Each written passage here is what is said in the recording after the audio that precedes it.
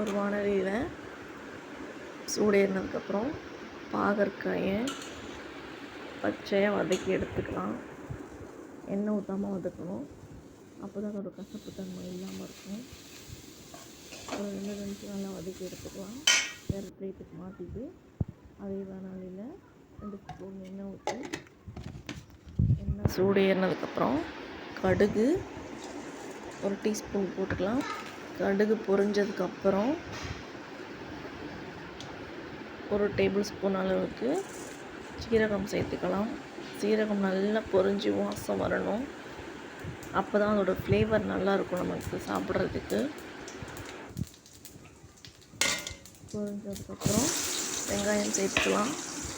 சின்ன வெங்காயம் இருந்தால் சின்ன வெங்காயம் கூட சேர்த்துக்கலாம், நல்லா தான் இருக்கும். கருவேப்பிலை நம்ம சேர்த்துக்கலாம். தக்காளி நல்லா சேர்த்துட்டு வதங்கினதுக்கப்புறமா அதோட தண்ணியெல்லாம் வற்றணும். அப்போ தான் நல்லாயிருக்கும். நம்ம வதக்கி எடுத்து வச்சுருந்தோம் இல்லையா, அந்த பாகற்காயை சேர்த்துக்கலாம்.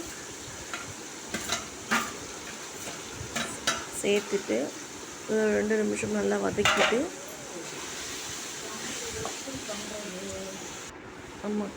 நம்ம காய்க்கு தேவையான அளவு உப்பு சேர்த்துக்கலாம். உப்பு சேர்த்து நல்லா வதக்கணும். உப்பில் சேர்த்து வதக்கினதுக்கப்புறம் அதிலே தண்ணி இருக்கும். அதனால் அந்த தண்ணியே அந்த பாகற்காய் வேகிறதுக்கு சரியாக இருக்கும். மஞ்சத்தூள் சேர்த்துக்கலாம். மஞ்சத்தூள் சேர்த்துட்டு மூடி வச்சிடணும். நம்ம காயை வதக்கிட்டு அதோட தண்ணியிலே நல்லா காய் வெந்து வந்துடும். பாருங்கள், 50% நல்லா வெந்துருச்சு.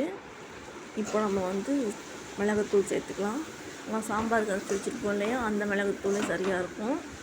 அதையும் சேர்த்துக்கலாம். காரம் வேணுங்கிறவங்க தனி மிளகாத்தூள் சேர்த்துக்கலாம். இப்போ நல்லா காய் வந்துட்டு பாருங்கள், அந்த எண்ணெயெல்லாம் பிரிஞ்சு வந்துருச்சு. பார்க்கவே எவ்வளோ அழகாக இருக்குது பாருங்கள். இனிப்பு வேணுங்கிறவங்க லைட்டாக அதில் கொஞ்சம் வெல்லம் சேர்த்திங்கன்னா இன்னுமே கொஞ்சம் டேஸ்ட்டாக இருக்கும். சூடான சாதத்தில் போட்டு பேசி சாப்பிட்டு